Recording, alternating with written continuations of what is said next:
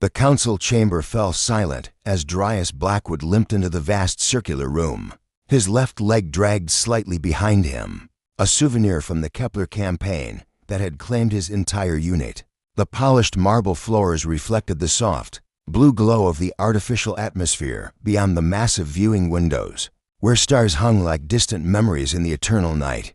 12 council members sat in their elevated seats, their faces grave with anticipation. They had waited 3 months for this moment, 3 months since the last transmission from Kepler 9 had gone dark. Darius was the only survivor, found drifting in a damaged escape pod at the edge of the system, more dead than alive. His uniform hung loose on his frame, where once stood a proud soldier of the Terran Defense Force, now remained a hollow shell of a man. His dark eyes, once sharp with military precision, now held depths that seemed to have gazed into something beyond human comprehension. The metal ribbons on his chest told stories of valor, but the newest edition, a black band of mourning, spoke of loss too profound for words. Soldier Blackwood. Counselor Helena Voss's voice echoed in the chamber. Her silver hair was pulled back severely, and her blue eyes held no warmth. You stand before us as the sole witness to what transpired on Kepler 9. The families of 237 brave souls demand answers. The people of the Terran colonies demand answers. Speak. Darius stood at attention, though his posture wavered slightly. When he finally spoke, his voice was hoarse, barely above a whisper. Yet in the perfect acoustics of the chamber, every word carried with devastating clarity. Honorable Council, he began, then paused, closing his eyes as if gathering strength from some inner reserve. What I am about to tell you will challenge everything we believe about our place in this universe. What I saw on Kepler 9, what destroyed my unit, it wasn't meant for human eyes. Counselor Marcus Reed, a heavy-set man with kind eyes, leaned forward. Take your time, soldier. We understand you've been through tremendous trauma. Darius shook his head slowly. Trauma suggests something that can heal. What happened to us? What happened to them?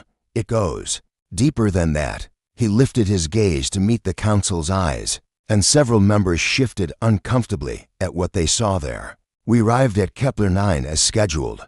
The planet was exactly as our surveys indicated, barren, rich in rare minerals, perfect for strip mining operations. The advance team had already begun preliminary excavations when we received their distress signal. They had found something buried beneath the southern continent, something that shouldn't have existed.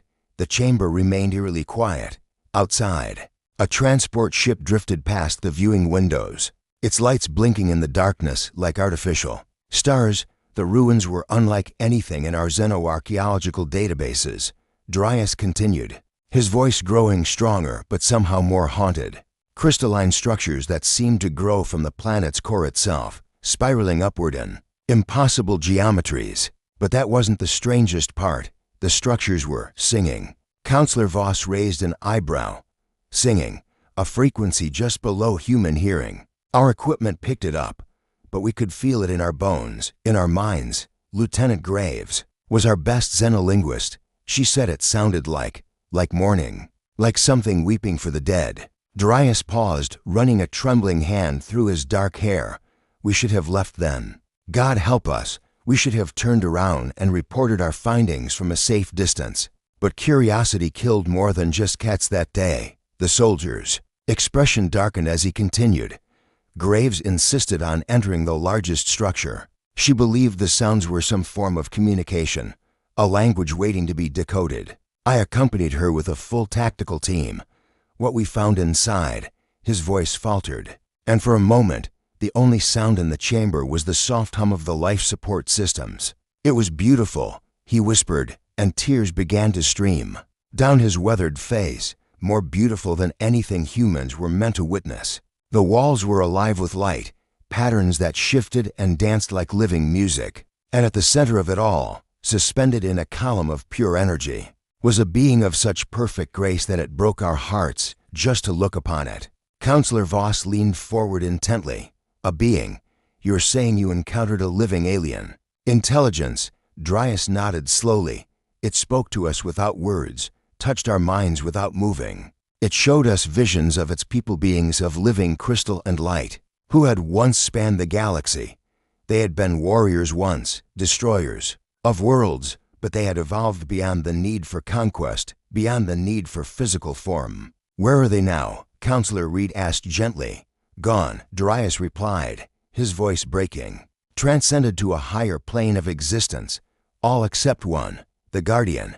It remained behind, bound to protect something precious, a gift they left for whoever might be worthy to receive it." The soldier straightened slightly, and when he spoke again, his voice carried a weight that seemed to press down on everyone in the chamber. "But we weren't worthy. Our presence, our weapons, our very thoughts of exploitation and conquest. They corrupted the sacred space. The Guardian defended itself, defended what it was sworn to protect. Your unit was destroyed by this Guardian."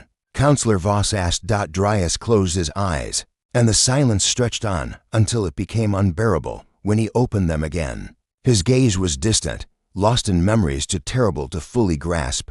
"It didn't want to hurt us. I could feel its anguish, its reluctance, but we represented everything its people had once been and had fought to overcome. In defending itself, it unleashed energies that our minds couldn't process, forces that existed in dimensions beyond our perception." He reached into his uniform pocket and withdrew a small crystalline fragment that pulsed with inner light. The council members gasped collectively as the crystal's glow filled the chamber with ethereal beauty. "This is all that remains of Lieutenant Graves," Darius said simply, "and of the others. Their consciousness, their essence, trapped in living crystal. They're still alive, in a way, still aware, still suffering." The implications of his words sank in slowly, like stones dropping into deep water. Counselor Voss was the first to find her voice. "Soldier Blackwood, are you telling us that this alien entity is still active? Still a threat?" Darius shook his head. "Not a threat, a test. The Guardian showed me something before I escaped coordinates to another world. A sister planet where its people's greatest gift lies waiting. It spared me, gave me this knowledge, because it recognized something in me, something that might yet prove humanity worthy of what they left behind." He placed the crystal fragment on the podium before him, where it continued to pulse with gentle light. "But I also saw what happens to those who approach with conquest in their hearts. The Guardian's sorrow is infinite, but so is its power, and it will not allow its people's final gift to fall into unworthy hands." The chamber fell silent once more as the weight of Darius's revelation settled over the council. Outside the viewing windows, the stars continued their eternal dance. Indifferent to the monumental choice that lay before humanity, Counselor Voss finally spoke, her voice barely steady. "These coordinates, where do they lead?" Darius looked up at the stars beyond the chamber walls, his eyes reflecting a mixture of hope and terror. "To a world called Zirian 7. To a place where love and understanding might succeed where force and greed have failed. To our last chance to prove that humanity has evolved beyond our destructive nature." He stepped back from the podium, his duty complete. The broken soldier had delivered his impossible message, and now the fate of humanity's future hung in the balance of 12 hearts and minds who would decide whether they were ready to reach for transcendence or would repeat the mistakes that had destroyed so many before them. Nova Chen pressed her palm against the cool viewport of the research vessel Serenity, watching as Zirian 7 slowly rotated beneath them. The planet's surface was a tapestry of deep purples and silver, crystalline formations catching starlight and throwing it back in prismatic displays that made her breath catch in her throat. She had studied the preliminary scans for weeks, but seeing it with her own eyes was something entirely different. "It's magnificent," she whispered to herself, her fingers tracing patterns on the glass that unconsciously mirrored the geometric structures below. Behind her, the expedition team prepared their equipment with quiet efficiency. Nova had handpicked each member for their expertise and, more importantly, their open minds. After Darius Blackwood's testimony to the council, it had become clear that this mission would require more than scientific instruments. It would demand empathy, understanding, and perhaps most crucially, respect for whatever they might encounter. "Professor Chen," called Marcus Wright, the team's geologist, "we're ready for initial descent. The atmospheric readings are stable, though there's an unusual electromagnetic field emanating from the largest crystal formation. Nova turned from the viewport, her dark eyes bright with anticipation. At 32, she was young for a lead xenoarchaeologist, but her revolutionary work on empathic linguistics had made her the obvious choice for this mission. Where others sought to decode alien languages through logic and pattern recognition, Nova approached them as living expressions of consciousness and emotion. Unusual how? She asked, moving to the sensor station. It's almost like the planet itself is generating a low-frequency harmonic, Wright replied. Adjusting the displays, similar to what Soldier Blackwood described, but softer, less distressed, Nova studied the readouts, her pulse quickening. It's waiting, she said softly. Waiting for what? For us to listen. The descent to Zirion 7's surface was smoother than expected. As if the planet's atmosphere welcomed their arrival, they landed in a natural clearing surrounded by towering crystal spires that reached toward the purple-tinted sky like frozen music. The moment Nova stepped from the shuttle, she felt it a gentle vibration that seemed to resonate in her bones, welcoming and warm. Sensors are picking up movement in the central structure, reported Dr. Elena Vasquez, the team's xenobiologist. But the readings are strange. It's almost like the building itself is alive. Nova walked slowly toward the nearest crystal formation, a delicate spiral that rose nearly 100 meters into the air. Unlike the dead ruins she had studied on other worlds, these structures hummed with subtle energy. As she approached, the crystal's inner light pulsed gently, like a greeting. Professor, Wright called out nervously, your biometric readings just spiked. Heart rate, neural activity, everything's off the charts. But Nova barely heard him. The moment her hand touched the crystal surface, the world exploded into sensation. Visions flooded her mind, not chaotic or overwhelming, but gentle, like memories shared between lovers.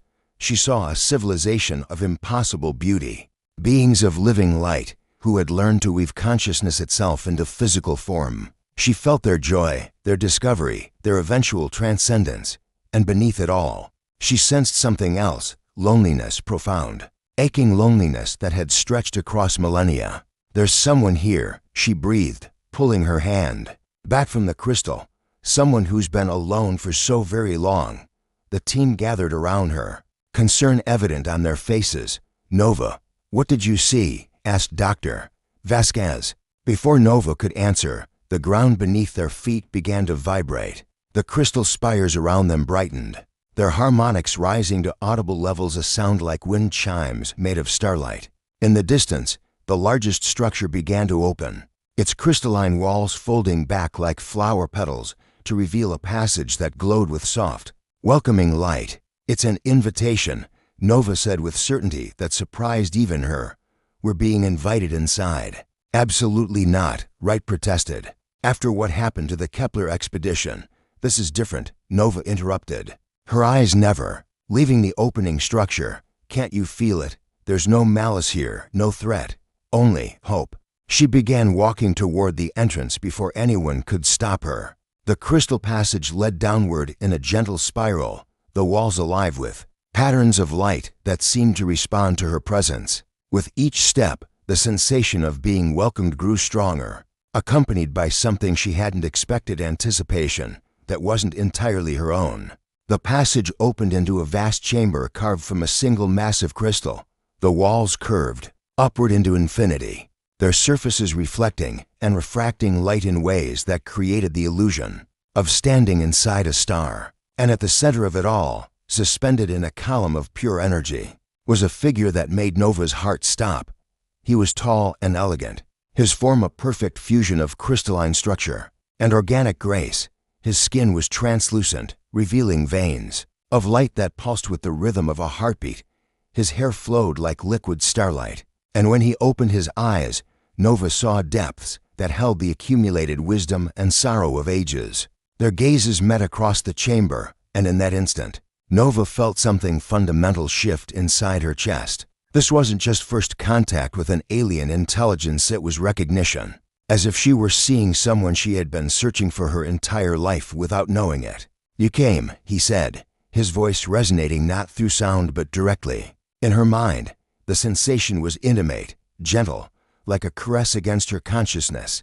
I had to, Nova replied. surprised to find herself speaking aloud when she could have thought her response. "You've been waiting so long, longer than your species has existed," he confirmed, and she could feel the weight of that solitude pressing against her heart.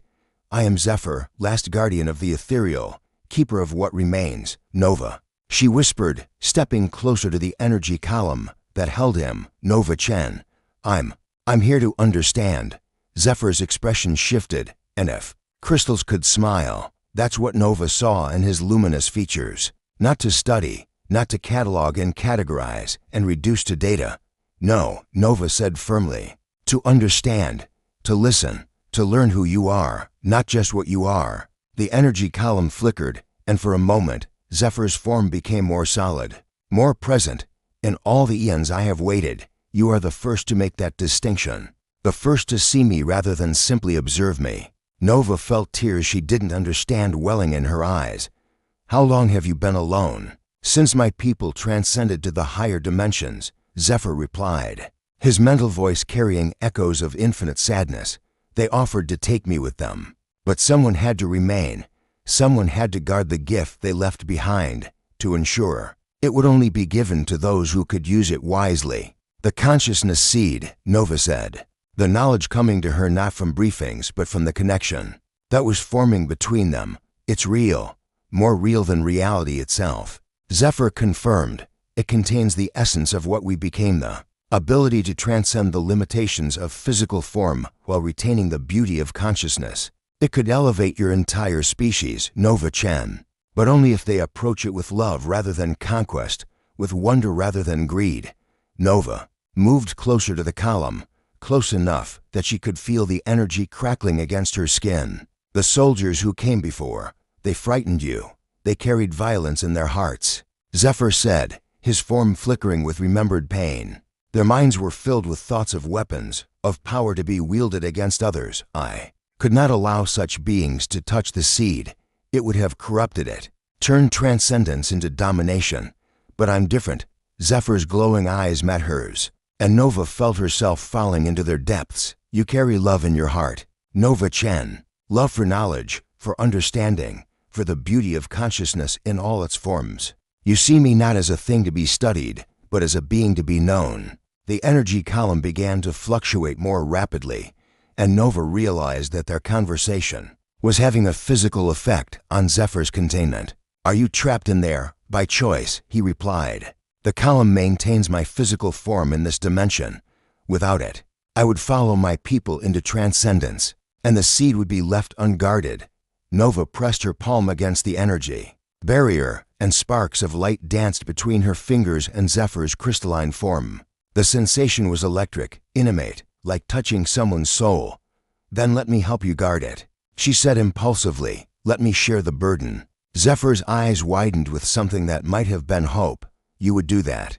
Abandon your own kind to remain here with me, not abandon," Nova corrected, her heart racing as she realized the implications of what she was offering.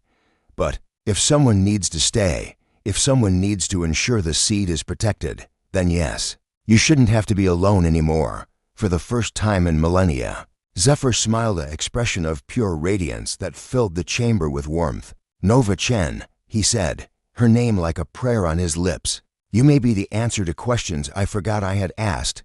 Above them, unbeknownst to Nova, her team was frantically trying to establish communication. Their instruments showed massive energy fluctuations from the crystal structure and something else, incoming ships on the Time seemed to stop as Zephyr shared his memories with Nova, the crystalline chamber round them fading into insignificance as his consciousness opened to hers. Like a flower blooming in reverse, Nova felt herself falling through layers of experience that spanned eons, each memory a jewel of sensation and emotion that left her breathless with wonder. "Close your eyes," Zephyr whispered in her mind, his mental voice gentle as starlight. "Let me show you who we were." Nova's vision dissolved, replaced by the sight of a city that defied every law of physics she understood. Crystalline spires, twisted impossibly through clouds of pure energy, their surfaces alive with patterns of light that sang in harmonies beyond human hearing. Beings of living crystal moved through the air itself, their forms shifting between solid matter and pure consciousness as easily as humans might change. Clothes, we called ourselves the ethereal. Zephyr's voice echoed through the vision, though. Names were crude approximations of what we truly were. We existed in the spaces between dimensions, weaving reality itself into new forms. Nova watched in awe as the ethereal went about their daily lives. If such a term could apply to beings who existed outside linear time, they created art from solidified dreams, built homes from crystallized music, and loved with an intensity that made the very fabric of spacetime ripple with joy. You were beautiful, Nova breathed. Feeling tears streamed down her physical face even as her consciousness soared through Zephyr's. Memories, we were not always so, Zephyr replied. And the vision shifted, darkening like storm clouds gathering. Once we were conquerors, destroyers. We swept across the galaxy like a plague, consuming worlds and civilizations, believing that only the strong deserved to exist. The new memory was harder to bear. Nova saw the ethereal as they had been. Millennia ago, beings of terrible beauty whose crystalline forms burned with cold fire. As they reduced entire planets to ash, their ships were living weapons that sang death songs as they carved through space, leaving only silence in their wake.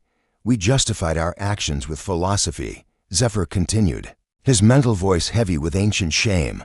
We told ourselves that we were bringing order to chaos, that lesser species were obstacles to cosmic perfection. We were wrong, so terribly wrong. Nova felt his anguish as if it were her own, the weight of genocide and destruction pressing down on her consciousness, like a physical force. But beneath the pain, she sensed something else, the beginning of change, of growth beyond the cycle of violence.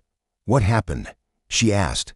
What made you evolve? The memory shifted again, and Nova found herself witnessing something unprecedented. In the ethereal's history of conquest, they had come to a small world orbiting a dying star, expecting to find the usual primitive civilization ripe for destruction. Instead, they discovered a species that met their rival not with weapons or fear, but with songs. The Luminians, Zephyr said softly. They were a people who had learned to communicate through pure emotion, to share their very souls through music. When our forces descended upon their world, they did not fight, they sang. Nova watched through Zephyr's memories as the Luminians, beings of soft light, who resembled living aurora, continued their ethereal melodies even as crystalline weapons charged around them. Their songs were not of despair or pleading, but of love, love for their world, for each other, for the beauty of existence itself, and incredibly, impossibly, love for the ethereal who had come to destroy them. We had never encountered anything like it, Zephyr continued, his voice thick with emotion. Their songs reached into our consciousness and showed us what we had become. In their acceptance, their forgiveness, their unconditional love, we saw ourselves reflected, and we were horrified. The vision showed ethereal warriors stopping mid-attack, their weapons powering down as they listened to the Luminian songs. Some began to weep crystalline tears that fell like diamonds to the alien soil. Others simply stood frozen, overwhelmed by the realization of what they had done across countless worlds. Their leader, a being of pure golden light named Resonance, approached our supreme commander. Zephyr remembered. She placed her hand upon his crystalline chest and sang directly into his heart. You are lost, she told him, but not beyond. Finding, you have forgotten love, but it remembers you. Nova felt the moment when everything changed for the ethereal, the instant when Resonance's song penetrated their collective consciousness and reminded them of what they had once been, before war and conquest had consumed them. It was like watching a species-wide awakening, a cosmic epiphany that shattered their entire worldview. We could not bring back those we had destroyed, Zephyr said, his mental voice breaking with grief, but we could choose to become something better. The Luminians taught us their songs, their ways of love, and slowly, over generations, we learned to evolve beyond our destructive nature. The memories that followed were beautiful beyond description. Nova watched as the ethereal transformed themselves, their crystalline bodies becoming more translucent, more connected to the fabric of reality itself. They learned to create instead of destroy, to nurture instead of consume. They became gardeners of consciousness itself, helping younger species develop and grow without interference or domination. And eventually, Zephyr continued, we learned to transcend physical existence entirely. We became beings of pure consciousness, able to exist in dimensions beyond the material universe. It was the ultimate evolution to become one with the cosmic harmony that resonance had shown us. But you stayed behind, Nova said, her heart aching for the sacrifice he had made. Someone had to, Zephyr replied. Our transcendence had produced something unprecedented, a seed of pure consciousness that contained everything we had learned about love, about growth, about the evolution of the soul. It was our final gift to the universe, but it needed protection. It needed a guardian who would ensure it only fell into worthy hands. The memory shifted one final time, showing Nova the moment of the great transcendence. Thousands of ethereal beings gathered in a massive crystalline cathedral, their forms beginning to dissolve into pure light as they prepared to leave the physical universe behind. At the center of it all stood Zephyr, his hands cradled around a small, pulsing sphere of energy that seemed to contain entire galaxies within its swirling depths. Will you come with us? Asked a voice that resonated with the combined consciousness of the entire ethereal race. No, Zephyr had replied, his gaze fixed on the consciousness seed. This must be protected. Someday, another species will be ready for what we have learned. They will need a guide, someone to help them understand that love is not weakness, but the greatest strength in the universe. You will be alone, the voice warned. I will be purposeful, Zephyr corrected, and perhaps, if I am very fortunate, I will not be alone forever. The vision faded, leaving Nova back in the crystalline chamber with tears streaming down her face.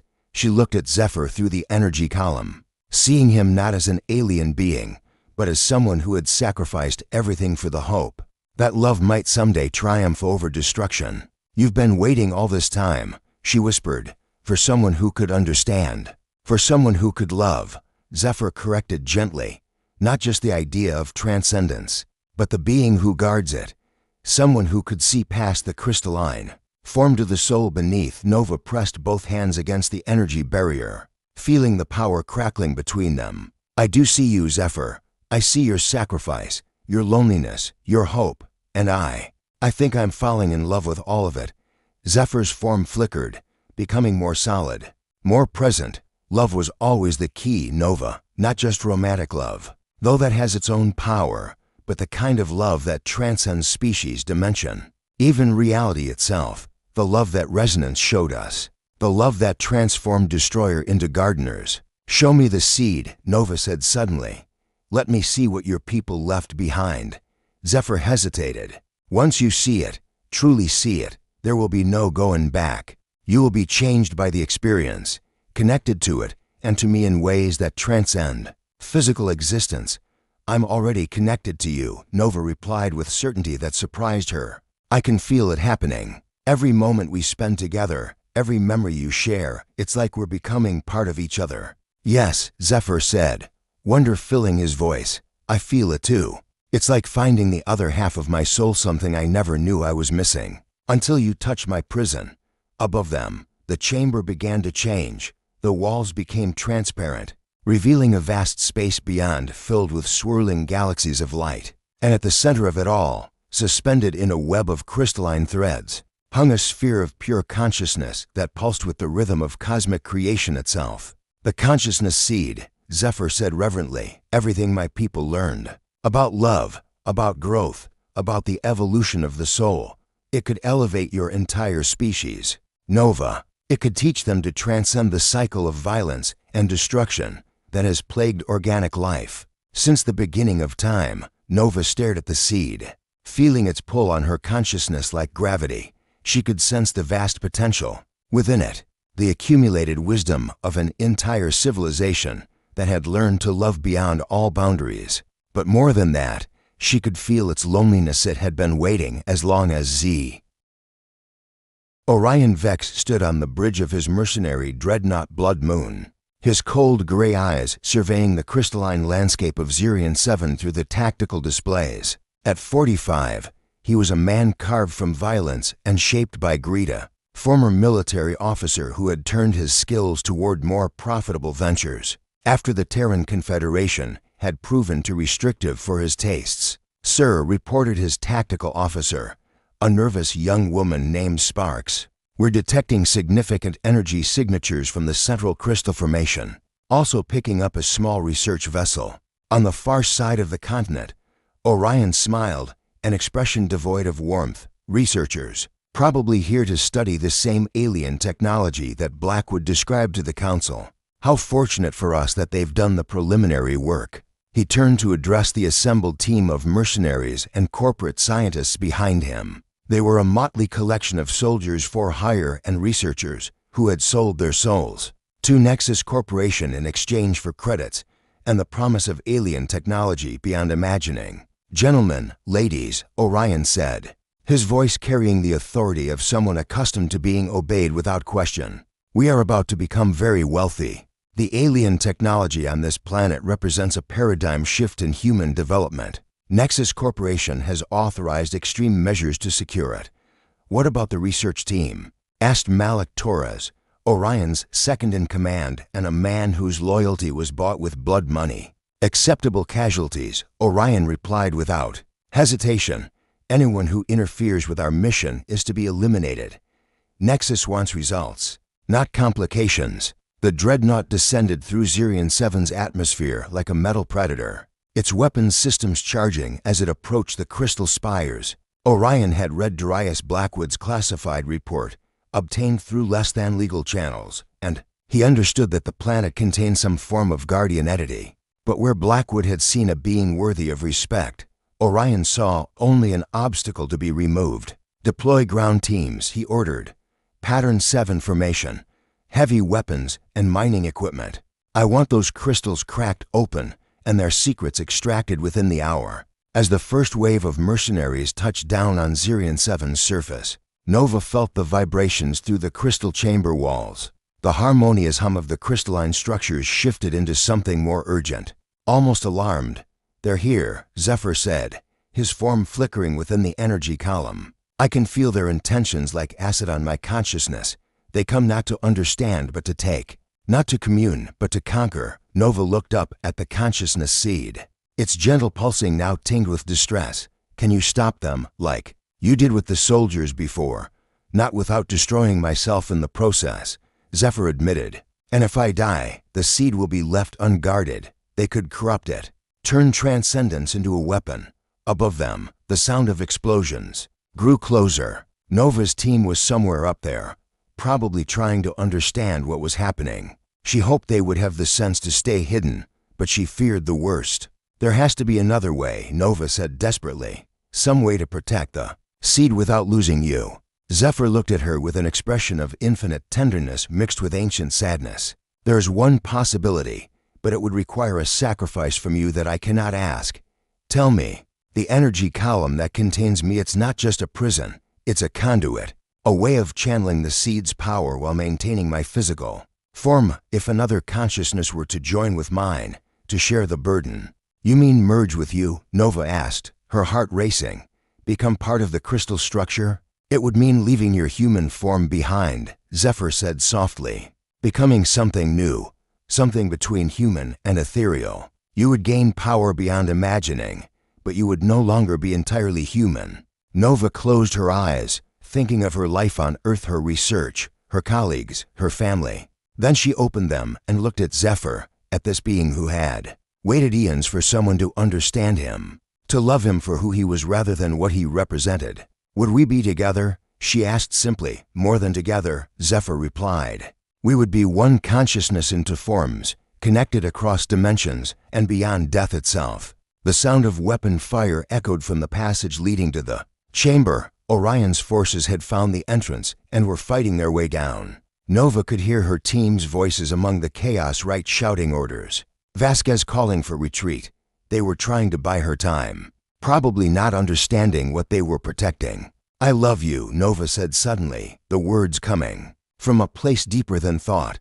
"I've known you for hours, but it feels like lifetimes." "Is that crazy? Love transcends time," Zephyr replied, his voice thick with emotion. "What we feel for each other exists outside the normal flow of existence. It's why you were able to hear the planet's call, why you alone could wake me from my slumber." Nova stepped forward, pressing her entire body against the energy column. Sparks of light danced across her skin, and she could feel Zephyr's consciousness, reaching out to hers like a hand extended in the darkness. "Then let's do it," she said. "Let's become whatever we need to be to protect the seed and each other." "Nova, wait," Zephyr began, but she was already reaching into the energy field, her hand passing through the barrier as if it were made of light rather than force. The moment their skin touched, the universe exploded into sensation. Nova felt her consciousness expanding, stretching across dimensions she hadn't known existed. Her human form began to change, her flesh becoming translucent, veins of light appearing beneath her skin like living circuitry. She was still herself, but more connected to Zephyr in ways that made human intimacy seem like a pale shadow. Zephyr's form solidified as Nova's partially crystallized, the energy between them stabilizing into something new and unprecedented. They were separate beings, but also one entity to facets of a consciousness that spanned multiple dimensions. Incredible. Nova breathed, looking at her transformed hands. She could feel the planet's heartbeat, could sense every crystal formation and their interconnected harmonics. More than that, she could feel the consciousness seed's vast potential, and she understood how to channel it. "You're beautiful," Zephyr said, reaching out to touch her new crystalline features. Human and ethereal combined into something I never imagined possible. That's when Orion Vex burst into the chamber, flanked by 6 heavily armed mercenaries. He stopped short when he saw Nova and Zephyr, his cold eyes widening at the impossible sight before him. "Well," he said, raising his weapon, "this is unexpected, but no less profitable. Leave this place," Nova said, her voice now carrying harmonics that made the crystal walls resonate. "You are not welcome here." Orion laughed harshly. "I don't think you understand the situation, sweetheart. That glowing ball up there represents technology worth more than entire star systems. I'm taking it, and anyone who gets in my way dies." He signaled to his men, who began setting up mining charges around the chamber's base. Nova felt the consciousness seed's distress like a physical pain, its innocent radiance dimming as the explosive devices powered up. "You don't understand what you're doing," Zephyr said, stepping protectively in front of Nova. "The seed isn't technology to be harvested. It's living consciousness, the accumulated wisdom of an entire civilization.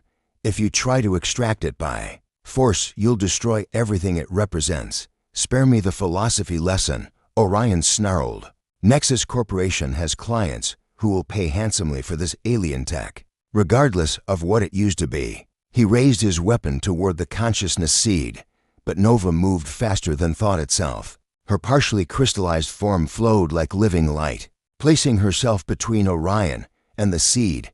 The mercenary's weapon discharged, but instead of penetrating her flesh, the energy beam was absorbed into her crystalline structure and redirected harmlessly into the chamber walls. "Impossible," Orion breathed. "Not impossible," Nova said, her eyes now glowing with inner light. "Evolved." Zephyr moved to stand beside her, his own form blazing with renewed power. Together, they began to sing not with their voices, but with their combined consciousness, a harmony that resonated through every crystal on the planet. The chamber walls responded, growing new formations that surrounded Orion's men like living prisons. "Fall back," Orion shouted, but his mercenaries were already trapped. The crystals hadn't hurt them, but they couldn't move, couldn't raise their weapons. They were held gently but firmly, like children being restrained by loving parents. "This isn't over," Orion growled, backing toward the passage. "Nexus has an entire fleet en route. You can't stop all of us." "We don't need to stop you," Nova said gently. "We need to show you." She reached out with her transformed consciousness, touching Orion's mind with the barest fraction of the seed's wisdom. For just an instant, the mercenary leader experienced what the ethereal had learned: the futility of conquest, the joy of creation, the transcendent power of love. Orion staggered, his weapon falling from nerveless fingers. For a moment, his cold features softened with something like wonder. Then his conditioning reasserted itself, and the moment was lost. "Get out of my head," he snarled, shaking off the vision. "You think some alien mind trick is going to stop me?" The Echoes of Eternity Part 5, The new dawn, the stars above Zirion 7 blazed with the fury of war. As Orion Vex's reinforcements descended like mechanical locusts, 12 dreadnoughts and countless smaller vessels darkened the purple sky, their weapon systems charging with enough firepower to crack a planet's crust. On the surface, automated mining rigs began their relentless advance toward the crystal spires, leaving scars in the pristine landscape. In the heart chamber, Nova and Zephyr stood hand in hand before the consciousness seed, their merged awareness spanning across multiple dimensions simultaneously. Nova could feel every ship, every weapon, every heartbeat of the soldiers above. But more than that, she could feel their emotions, the mercenaries' greed, the scientists' curiosity, and beneath it all, a desperate hunger for something they couldn't name. "They're empty," she whispered, her voice carrying new harmonics that made the crystal walls sing in response. "All of them. They think power and technology will fill the void inside them. But they don't understand that the void can only be filled with connection, with love." Zephyr squeezed her transformed hand, his crystalline fingers intertwining with hers in a gesture that sent ripples of energy through both their forms. "The seed could show them," he said. "It could teach them what my people learned, that consciousness without love is merely computation. That power without compassion is just destruction with better tools, but they have to choose it." Nova replied, understanding flooding through their shared consciousness. "The Luminians taught your people that love cannot be forced, only offered. The seed won't work on anyone who approaches it with conquest in their hearts." Above them, the first bombardment began.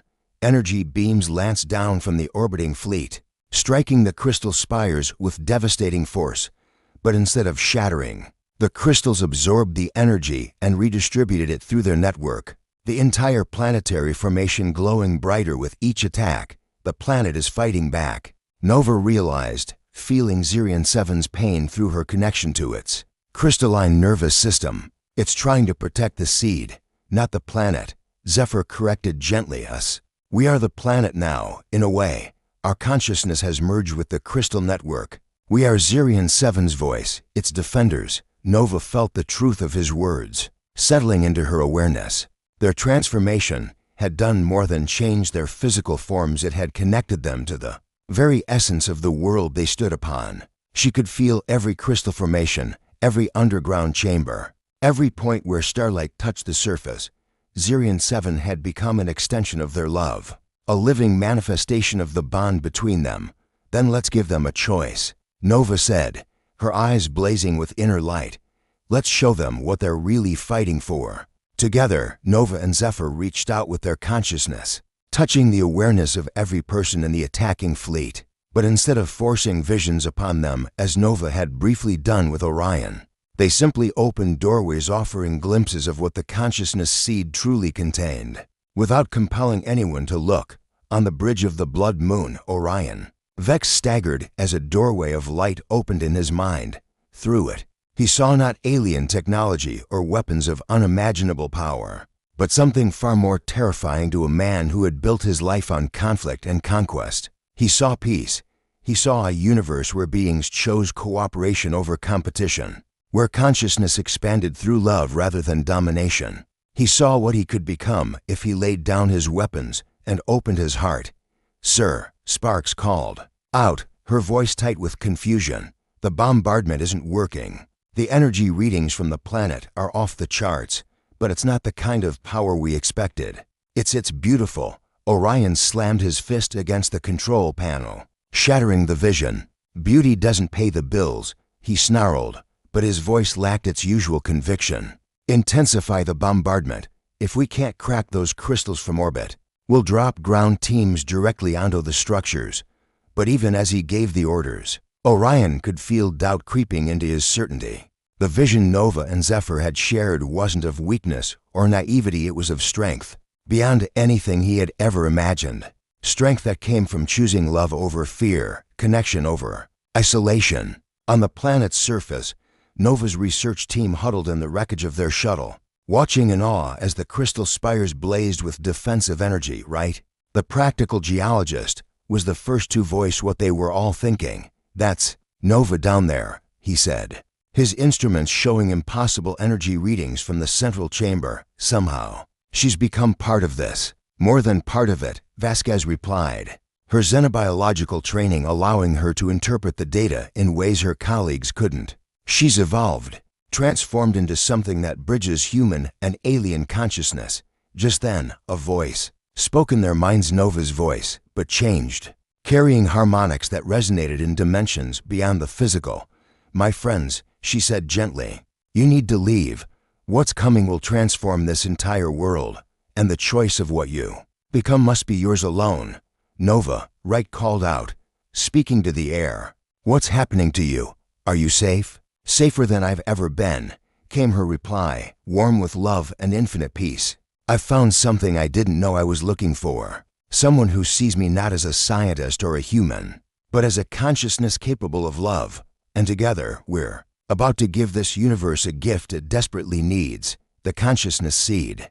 Vasquez breathed. You're going to activate it. Not activate, Nova corrected. Release. Let it choose who is ready for what it offers. Love cannot be forced, but it can be made available to anyone brave enough to reach for it.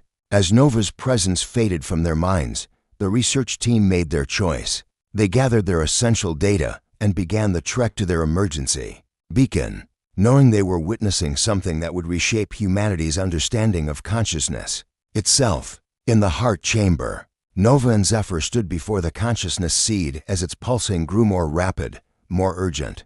The bombardment above was intensifying, and they could feel Orion's growing desperation as his conventional attacks failed to penetrate the planet's crystalline defenses. He's going to try something drastic, Zephyr observed, his awareness touching the fleet commander's increasingly erratic thoughts. His superiors at Nexus Corporation are demanding results. He's preparing to use weapons that could crack the planet's core. Then it's time, Nova said, reaching up toward the consciousness seed. Time to trust in what your people learned, in what the Luminians taught them. Time to believe that love really is stronger than fear. Together, they grasped the consciousness seed, their combined touch sending waves of energy throughout Zirion 7's crystal network. The seed's surface began to crack, not with destruction, but with birth, like an egg hatching to release something magnificent into the universe. Light poured from the seed's fractures, but it wasn't ordinary light. It was consciousness made visible, love given form, the accumulated wisdom of an entire civilization that had learned to transcend their destructive nature. The light flowed through the crystal network, spread across the planet's surface, and began to reach toward the stars themselves. In space, Orion's finger hovered over the trigger for Nexus Corporation's most devastating weapon, a planet cracker that would split Zirion 7 in half and expose whatever technology lay at its core. But as the consciousness seed's light touched his ship, touched his mind, he found himself paralyzed by a vision of impossible beauty. He saw himself as a child. Before war and greed had hardened his heart, he saw the dreams he had once held, of exploring the galaxy not to conquer it, but to understand it. He saw the love he had pushed away, the connections he had severed, the person he could still become if he chose to lay down his weapons and open his soul to something greater than himself. Tears streamed down Orion's face as he slowly pulled his hand away from the weapon controls. Around him, his crew was experiencing their own visions, their own moments of choice. Some, like sparks, embraced what they saw and began to weep with joy. Others fought against it, clinging to their familiar patterns of violence and greed. Sir, Sparks whispered, her voice filled with wonder. What are your orders? Orion looked at the planet below, now blazing with light that seemed to sing in frequencies beyond human hearing. He thought of the contracts with Nexus Corporation, the profits that awaited him, the reputation he had built on successful violence. Then he thought of the vision, of the peace and connection it had shown him. Stand down all weapons, he said. Quietly, recall all ground teams. We're leaving, sir. Torres, his second in command, looked at him with confusion and growing anger. Nexus Corporation won't accept failure. They'll have us all executed for breach of contract. Then we don't go back to Nexus, Orion replied, his voice growing stronger. With each word, we chart a new course. We become something better than what we were. Not all of his fleet accepted this choice. 3 ships broke formation and continued their attack on the planet. Their crews too deeply entrenched in patterns of violence to accept transformation. But most of Orion's forces powered down their weapons and began to withdraw.